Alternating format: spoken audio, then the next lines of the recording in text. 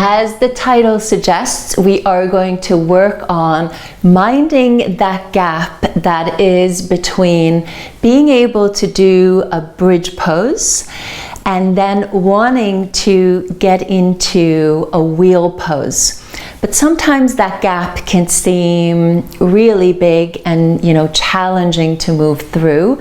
So I'm going to take you through something that I've been doing with my students here in London, and that has been super beneficial for them. So let us get into it. But before we do, I am Anita Goa. If you're new to me and my channel, welcome. Let's begin. I do have a video on both bridge pose and wheel pose, so I will link those in the description box below. You can check them out to all of the different details that I go through in those videos. But say that you are in the bridge pose, right? So you're here, and this feels, comfortable and okay. You feel supported. And then the teacher in the class says, go up into wheel pose. And you find it hard to get the hands back into their position, to even be able to maybe press yourself up to your head. Okay? Maybe you find that you don't have enough flexibility in your triceps and into your lats. Maybe it could be also that you're fearful of your neck moving into that position. That's something that my students have been sharing with me. So one thing that I learned actually from the internet, maybe it was Instagram or it was Pinterest, but I thought that this was just really clever, and I don't know that I would have, thought of it myself, so I don't know who to give credit to, but some creative person. You can take 2 blocks and then take a bolster on top of the blocks. But of course you could also take 2 bolsters on top of each other.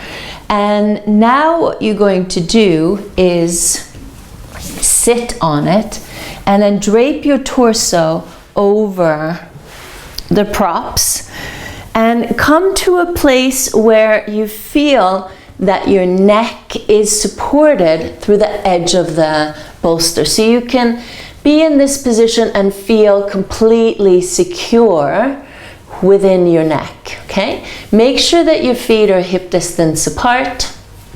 Feel your abdominals supporting you. And then what we're going to do is turn our pinkies inwards so that we start to then wrap our shoulder blades a little bit into the armpit. And then you're going to work the arm behind you and then see if you can find your hand grounding into the floor, okay? And then maybe if you find that position, you can take your second hand and just support yourself a little bit. So now while you're in this position, start to notice all of the muscles in your arm, in your upper body, maybe even in your wrists and your forearms, how they're reacting into this position. Start to notice also how your neck is feeling. Okay, so just do one arm and then you release it, and then you can do the second arm. So turn your pinky inward, work the arm up over your head, and then you have to turn your fingers to face the bolster, and then you try to ground your palm towards the floor. Hope you can see me. I can't quite look at you while I'm doing this, so I hope it makes this clear. And then you use your second hand to support the arm, and just notice how it feels on that side. So maybe you discover in the process that you are tighter on one side compared to the other side, okay? And then maybe eventually, as you've been practicing this, so here you can just take your time, and then maybe you'll be able to eventually hold both of your hands in that position. And you might notice that, oh, I can move my head a little bit further, you know, back towards the ground.